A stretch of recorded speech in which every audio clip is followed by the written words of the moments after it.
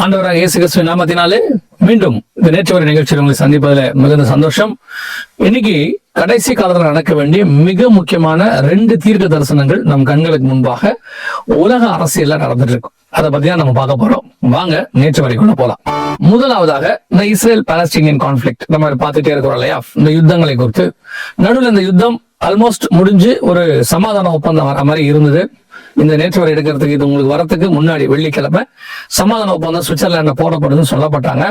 ஆனால் போடப்படல. அதுக்கப்புறம் அது வாய்மொழியாவே இருக்கு, ஆனா ஒப்பந்தம் இருக்குதா அப்படின்னு சொன்னாங்க. அமெரிக்க அதிபரும் ட்ரம்ப் அந்த ஒப்பந்தம் வந்து ஆல்மோஸ்ட் ஆரம்பிச்சிருச்சு, அந்த ஸ்ட்ரைட் ஆஃப் ஹார்மஸ் திறந்தாச்சு அப்படின்லாம் அவர் சொன்னார். அதே நேரத்துல ஈரானுடைய அந்த உச்ச தலைவர் வந்து ஒரு அருமையான ஸ்டேட்மெண்ட் கொடுத்தார். என்ன சொன்னார்னா, இந்த ஒப்பந்தத்தை ட்ரம்ப் தான் முயற்சி பண்ணி செஞ்சிட்டு இருக்காரு ஒழிய எங்களுக்கு இதுல உடன்பாடு இல்லைன்ற மாதிரி அவர் சொன்னாரு. எல்லாவித முயற்சிகளையும் ட்ரம்ப் செய்யறாரு. அதான் என்ன அர்த்தம்னா, இந்த ஒப்பந்தத்தை பண்ணாதான் எனக்கு எல்லாமே அப்படின்ற மாதிரி ட்ரம்ப் கொண்டு வராரு அப்படின்னு அவர் சொன்னார். ஆனால் அப்பொழுதே அவர் சொன்ன இன்னொரு வார்த்தை, எங்கிட்ட வேற ஒரு பிளான் இருக்கு, இந்த ஒப்பந்தத்துல உள்ளதை எதையாவது மீறினா நான் இன்னொரு விஷயத்தை யூஸ் பண்ணுவேன்னு சொன்னார். சோ அப்பவே தெரிஞ்சு போச்சு இந்த ஒப்பந்தம் ஒண்ணும் இல்லாம போயிடும் அப்படின்னு சொல்லி அது வெள்ளிக்கிழமை ஒப்பந்தம் ஆகும்னாங்க. ஆகல. இப்ப மீண்டும் ஸ்ட்ரைட் ஆஃப் ஹார்மஸ் மூடியாச்சு. இப்ப மீண்டுமாக அந்த யுத்தத்தினுடைய அடுத்த கட்டம். இதுக்கு மெயின் ரீசனாக அவங்க சொன்னது எதுன்னு கேட்டீங்கன்னு சொன்னா, லெபனான இஸ்ரேல் தாக்கினது தான் காரணம் அப்படின்னு சொன்னாங்க. ஆனால் அது மட்டுமல்ல, அதோடு கூட இன்னும் நிறைய காரணங்கள் இருக்கிறதாக சொல்லப்படுகிறது. ஆக மொத்தத்தில் இந்த யுத்தம் இன்னும் முடிவுக்கு வரவில்லை. இதைத்தான் நாங்கள் நேற்று வரையில சொல்லிக்கொண்டே வருகிறோம். இது ஆரம்பித்தது 2023 அக்டோபர் 7 அல்-அக்ஸா சைட்டுக்காக ஆரம்பிச்சாங்க. அந்த மலை வேணும்னு சொல்லி கேட்டாங்க. அந்த மலைக்கு ஒரு முடிவு வராமல் இந்த யுத்தம் முடிவுக்கு வராது. சரி, இந்த யுத்தம் இப்படி போயிட்டே இருக்கும்போது இதுல மிக முக்கியமான இன்னொரு சம்பவம், இது நம்ம தனியா ஒரு பாயிண்டாவே நம்ம இதை பார்க்கணும்.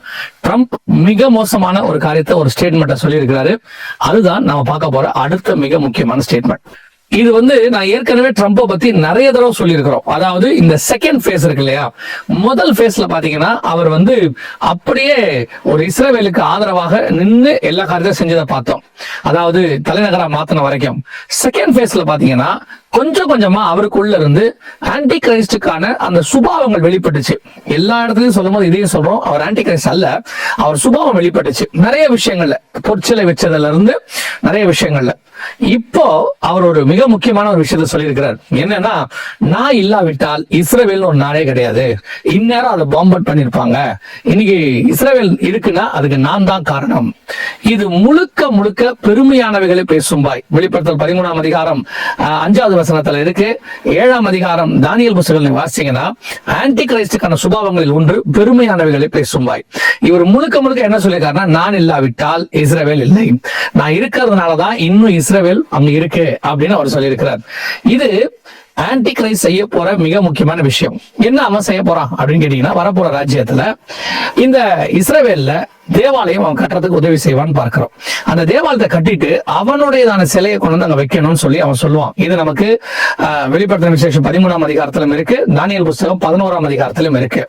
சோ அந்த சிலையை வைக்கணும், உலகமே அவனை கடவுள்னு சொல்லும். அப்போ இவன் தன்னுடைய சிலையை வைக்கணும்னு சொல்லுவான். அந்த தேவாலயத்துல வைக்க மாட்டாங்க. அப்பதான் மகா உபத்திரவம் இஸ்ரேலுக்கு ஆரம்பிக்கும் என்று சொல்லி பார்க்கிறோம். எப்படி ஆதரவா இருந்தவன் அப்படியே ஆப்போசிட்டா எதிரா மாறுவான் அப்படின்னு பைபிள் சொல்லுது. அந்த ஒரு சுபாவம் இப்போ ட்ரம்ப் கிட்ட வெளிப்பட்டு இந்த காரியங்கள் எல்லாம் பாத்தீங்கன்னு சொன்னா, அவர் இஸ்ரேலுக்கு விரோதமாக நிறைய ஸ்டேட்மெண்ட் கொடுக்க ஆரம்பிச்சிருக்கிறார். இப்ப இஸ்ரேல், அதாவது இந்த விஷயத்துல நான் மட்டும் இல்லாவிட்டால் பென்யமின் நெதன்யாகு, பிபியும் பாரு, பென்யமின் நெதன்யாகு இந்நேரம் பிடிச்சு உள்ள வச்சிருப்பாங்க அப்படின்னு சொல்றாங்க. சோ ட்ரம்பினுடைய இந்த ஸ்டேட்மெண்ட் சரியா? இஸ்ரேலுக்கு ட்ரம்ப் இல்லாவிட்டால் முடியாதா? நிறைய பேரு இஸ்ரேலுக்கு அமெரிக்கா தான் ஆதரவு, அமெரிக்கான்னு ஒண்ணு இல்லாவிட்டால் இஸ்ரேல் என்று இல்லை அப்படின்னு சொல்றாங்க. 1948க்கு முன்னாடி வரைக்கும் அமெரிக்காங்கிற நாடு ஒண்ணு கிடையவே கிடையாது, அதாவது வல்லரசாக கிடையாது. இப்போ 1918ல பால்ஃபோர் டிக்ளரேஷன் ஆகும்போது அமெரிக்கா கிடையாது. அந்த டிக்ளரேஷன்ல கையெழுத்து போட்டது இங்கிலாந்து. சரி, அதுக்கு முன்னாடி நீங்க எடுத்துக்கொள்ளுங்க, பைபிள் முழுக்க எடுத்துக்கொள்ளுங்க.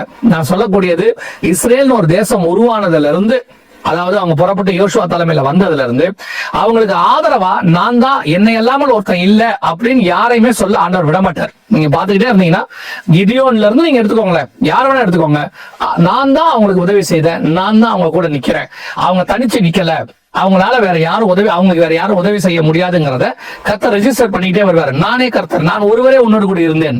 இது அப்படியே நடந்துகிட்டே வரும். அதுக்கப்புறம் நீங்க பாத்தீங்கன்னு சொன்னா, இப்போ நம்ம காலத்தை எடுத்துக்கிட்டீங்கன்னா 1918 அவங்க வந்த பிறகு, பால்ஃபர் டிக்ளரேஷனுக்கு பிறகு, கொஞ்சம் கொஞ்சமாக இஸ்ரவேல் உருவான பிறகு 1948 ஐநா சபையில தீர்மானம் நிறைவேற்ற போது எல்லா நாடுகளும் தீர்மானம் போட்டாங்க, ஆதரவு தெரிவிச்சாங்க, இஸ்ரவேல் உருவாச்சு. அந்த 1948 மே 15 ஒரு யுத்தம், கிட்டத்தட்ட 7 நாடுகள் இஸ்ரேலுக்கு அகைன்ஸ்டா.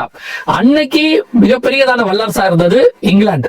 இங்கிலாந்து தன்னுடையதான டேங்க்ஸ் 700 டேங்க் யோர்தான் கிட்ட கொடுத்துட்டு போச்சு. காரணம் அவங்க அங்க எடுத்துக்கிட்டு இங்கிலாந்துக்கு போக முடியாதுன்னு சொல்லி தனி ஒரு நாடாக தான் இஸ்ரேல் இருந்தது. அன்னைக்கு அது உருவாகி ஒரு நாள் தான் ஆச்சு.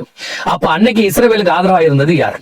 நல்லா கவனிச்சு பாத்தீங்களா? அவர்கள் தேவனாகிய கர்த்தர் அற்புத அடையாளங்களினால். அது மட்டுமல்ல, அதுக்கப்புறம் இன்னைய வரைக்கும் அத்தனை யுத்தங்களிலும் இஸ்ரேல் ஜெயிச்சிருக்கிறது. ஒரு யுத்தத்தில் கூட இஸ்ரேல் தோக்கவில்லை. இதற்கு காரணம் அமெரிக்கா அல்ல, அமெரிக்க அதிபர்கள் அல்ல, இஸ்ரேலின் தேவனாகிய கர்த்தர்.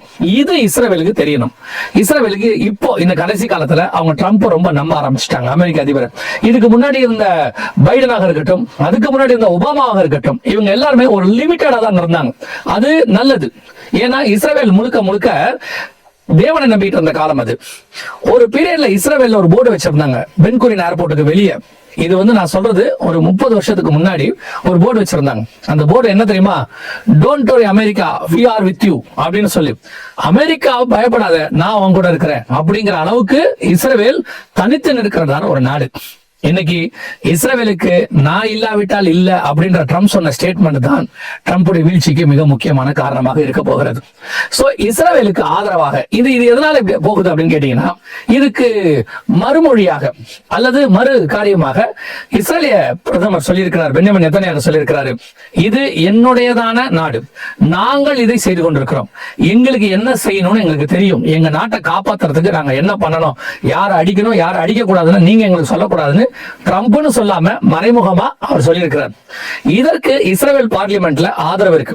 இஸ்ரேலுடைய எதிர்கட்சி தலைவர் சொல்றாரு, பாருங்க இன்னைக்கு ட்ரம்ப் இந்த மாதிரி பேசுறாரு, இப்படி பேசுறதுக்கு பென்யமின் நெதன்யாகு விட்டுட்டாரு, நம்மளை பார்த்து அவங்க சொல்றாங்க, அதாவது அவங்க யாருமே அமெரிக்காவை நீங்க பகச்சுக்கிட்டீங்கன்னு சொல்லல, அமெரிக்கா இந்த மாதிரி பேசுறதுக்கு நீங்க வழி வச்சுட்டீங்களே அப்படிங்கிற மாதிரி தான் சொல்றாங்க.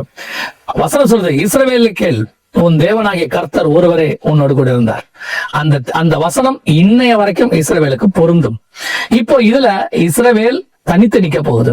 இப்ப லெபனான் அடிக்கிறது நிக்கல. இப்ப என்ன ஆகுது? இந்த ஒப்பந்தமோ கையெழுத்தாகல. ஈரான் இஸ்ரேல் லெபனான் அடித்தா நான் உள்ளே வருவேன் திருப்பி சொல்லுது. துருக்கி அதிபர் சொல்றாரு, இஸ்ரேல் லெபனான் அடிச்சா நான் உள்ளே வருவேன். அவர் சொல்றாரு, இஸ்ரேலை தடுத்து நிறுத்துங்க, ஒண்ணுமில்லாம பண்ணுங்க அப்படின்னு சொல்லி இஸ்ரேலுக்கு அகைன்ஸ்டாக இதெல்லாம் நடந்துட்டு. இது எல்லாத்த விட டாப்பா சீனா கொடுத்ததான மிக முக்கியமான ஸ்டேட்மெண்ட். சீனாவுடையதான மந்திரி சொல்றாரு, இஸ்ரேல் கிட்ட நியூக்ளியர் வெப்பன் இருக்கு, இந்த நியூக்ளியர் வெப்பனை ஈரானுக்கு எதிராக மட்டுமல்ல உலகத்துல இருக்கிற எந்த நாட்டுக்கு அகைன்ஸ்டாக இஸ்ரேல் பயன்படுத்தினாலும் இஸ்ரேல் என்ற ஒரு நாடு அதுக்கப்புறம் இருக்காது. சீனாவுடையதான எச்சரிப்பு, டைரக்ட் எச்சரிப்பு கொடுத்திருக்கிறார். அப்போ அவங்க என்ன சொல்ல வராங்கன்னா, இஸ்ரேல் நியூக்ளியர் வெப்பன்ஸ் யூஸ் பண்ணா இஸ்ரேல் நாட்டை க்ளோஸ் பண்ணி முடிச்சிருவோம். சோ இப்ப நல்லா தெளிவா தெரியுது, ஏற்கனவே ரஷ்யா எதிராக மாறிடுச்சு, இப்போ சீனா எதிராக மாறிவிட்டது, இப்போ அமெரிக்காவும் அதிபர் தனிப்பட்ட முறையில அவர் எதிராக நிக்கிறார். இது பத்தாதுக்கு ஈரான், இந்த நாடுகள் எல்லாம் எதிர்த்து நிக்குது.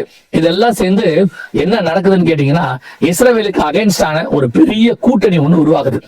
இது மட்டுமல்ல, யூரோப்பியன் யூனியன்ல கூட இஸ்ரேலுக்கு அகைன்ஸ்டான சூழ்நிலை தான் நிலவுகிறது. இதுதான் இஸ்ரேல் கர்த்தரை நோக்கி திரும்புகிறதான ஒரு காலம். அவர்கள் கர்த்தரை நோக்கி பார்க்க போகிறார்கள். இந்த யுத்தம் நீங்கள் பார்க்கும்படி மிகப்பெரிய யுத்தம். இஸ்ரேலுக்கு அகைன்ஸ்டாக ரஷ்யா, சைனா, ஈரான், துருக்கி போன்ற நாடுகள் எல்லாம் ஒருங்கித்து வரும். இந்த யுத்தம் நம் கண்களுக்கு முன்பாக நடைபெற போகிறது. அதற்கு முன்பாக நடைபெற வேண்டிய அந்த இஸ்ரேலை தனித்து விடக்கூடியதான அந்த சூழ்நிலை உருவாகுது. ஆனா யுத்தம் வரும்போது இஸ்ரேலுக்கு ஆதரவான நாடுகள் வரும், அது வேற. ஏன்னா எசேக்கியேல் 38:13 இஸ்ரேலுக்கு ஆதரவான நாடுகள் இருக்கு, அது வரும். ஆனா இப்ப நல்லா கவனிச்சு பாத்தீங்கன்னு சொன்னா, இஸ்ரேலுக்கு எதிராக ஒரு பெரிய கூட்டணி உருவாகுது. இது ஆன்டி இஸ்ரேல் மூவ்மெண்ட் சொல்லலாம், அதாவது இஸ்ரேலுக்கு எதிரான ஒரு இயக்கம். இது ஏன் இப்படி உருவாகுது, இதுக்கு பின்னாடி என்ன நடக்க போகுது, அதுதான் நம்ம அடுத்து பார்க்க போறோம்.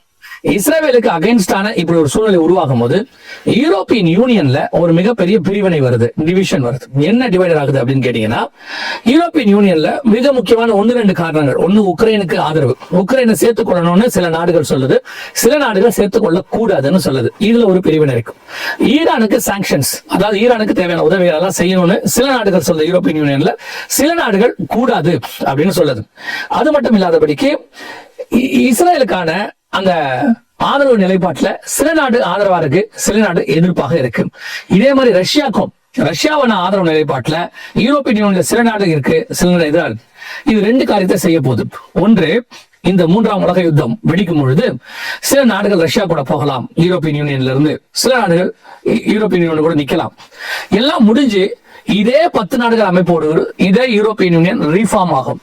அதே யூரோ வரும், எல்லாம் வரும். ஆனா இப்ப என்ன ஆகும்னா, மொத்தத்தை யூரோ தன் கண்ட்ரோல்ல எடுக்கக்கூடிய அளவுக்கு மிகப்பெரிய வல்லரசாக உருவாகி நிற்கும். இது நடக்குது. ஃபர்ஸ்ட். நம்பர் 2, இஸ்ரேலுக்கான எதிர்ப்பு. நான் சொன்னேன் இல்லையா, உலகளாவிய இஸ்ரேலுக்கான ஆன்டிசெமிட்டிக் என்று சொல்வார்கள், அது உருவாக்கி கொண்டே இருக்கிறது. இது என்ன செய்யும் அப்படின்னு கேட்டீங்கன்னா, ஒருவேளை இந்த யுத்தம் முடிஞ்சு, இதெல்லாமே வசனத்தின்படி, ஆனா எப்ப நடக்கும் தெரியாது. ஒருவேளை இந்த யுத்தம் முடிஞ்சு அந்த யுத்தத்துக்கு நடுவுலையோ எப்பயோ வருமானால் அடுத்த ஒரு 7 வருஷத்துல 2வது 3 வருஷம் இஸ்ரேலுக்கான உபத்திரவம் உலகம் முழுவதும் இஸ்ரேலுக்கு அகேன்ஸ்டாக மாறணும். ஆன்டி கிரைஸ்டோட கவர்மெண்டோட கூட கிழக்கத்திய ராஜாக்களும் சேர்ந்து இஸ்ரேலுக்கு அகேன்ஸ்டான ஒரு பெரிய ஆர்மி உருவாகணும்.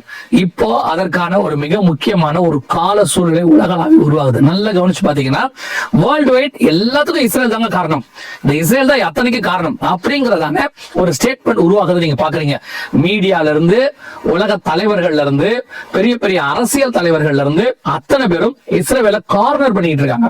இது ஏன் இப்படி ஒண்ணு உருவாக்கப்படுகிறது அப்படின்னு நீங்க கேட்டீங்கன்னு சொன்னா, இஸ்ரேலுக்கு எதிரான மிக மோசமான ஒரு அமைப்பு ஒன்று உருவாகணும். அதுக்கு தலைமையாக ஆன்டி கிரைஸ்ட் வரணும். முதல்ல சொன்ன பாயிண்டை இப்பயும் சேர்த்து பாருங்க. ஏன் இஸ்ரேலுக்கு அகைன்ஸ்டாக உலகளாவ ஒரு புரோபகண்டா பரப்பப்படுகிறது உலகம் முழுக்க? இப்ப இஸ்ரேல் அமெரிக்காவை நம்புச்சா, இதே மாதிரி இவங்க நம்புறாங்கல்ல ஒவ்வொரு நாட்டையும், கடைசி அவங்க தனித்து நிப்பாங்க. அந்த நேரத்துலதான் இயேசு கிறிஸ்துவினுடைய பகிரங்க வருகை இருக்கும். அப்பதான் அவருடையதான அந்த ஒலிவ மலையின் மேல் வந்து இறங்குகிற காரியம் நடக்கும். அருமைகளான யுத்தம் வரும். அதற்கு முன்பதான இருக்க வேண்டிய ஒரு காலநிலை சூழ்நிலை தான் இப்பொழுது உருவாகி கொண்டே இருக்கிறது. இதுக்கு எத்தனை காலம் எடுக்கும், எவ்வளவு நாள் எடுக்கும் தெரியாது. ஆனா அதற்கான எல்லா கையளவு மேகங்களும் தெளிவாக தெரிய ஆரம்பிச்சிருச்சு. இவைகள் சம்பவிக்க தொடங்கும் போது, லூக்கா 21:28 சொல்லுது, இவைகள் சம்பவிக்க தொடங்கும் போதுதான் கிறிஸ்துவனுடையதான முதலாவது, அதாவது கிறிஸ்துவனுடையதான சபை எடுத்துக் கொள்ளப்படுதல், ரகசிய வருகை நம்ம சொல்றோம், அதுவும் சம்பவிக்க போகிறது. இது எல்லாம் நம் கண்களுக்கு முன்பாக மிக தெளிவாக வெளிப்படுத்தின விசேஷமா இருக்கட்டும், மத்தேயு சுவிசேஷமா இருக்கட்டும், லூக்கா 21ஆம் அதிகாரமா இருக்கட்டும், கர்த்தர் சொன்ன அத்தனை அடையாளங்களும் கண்களுக்கு முன்பாக நடக்குது. இதுல இருந்து நம்ம என்ன செய்யலாம்? இதை எதையும் மாற்றி அமைக்க முடியாது, இதெல்லாம் நடக்குது, இவையெல்லாம் அடையாளங்களை. இதுல இருந்து நம்ம என்ன செய்யலாம் அப்படின்னா, ஒன்னே ஒண்ணு, இவைகளை நாம் பார்க்கும் பொழுது அவர் வாசல் அருகே வந்து விட்டார் என்ற அர்த்தம்.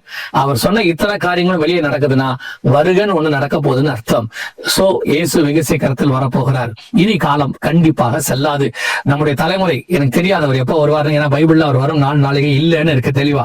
நம்முடைய தலைமுறையில அவருடைய வருகை பார்ப்பதற்கான நிறைய வாய்ப்புகள் இருக்கு. ஏன்னா சூழ்நிலைகள் எல்லாம் எருசலேமை சுற்றிலும் சேனைகள் சூழுகிற காலம் வந்து விட்டது. கர்த்தர் வெகு சீக்கிரத்தில் வரப்போகிறார். அவரை சந்திக்க நாம் ஆயத்தமாவோம். வருகை தாமதிக்குமானால் இன்னொரு நேற்று நிகழ்ச்சியில் உங்களை சந்திக்கிறோம். God bless you.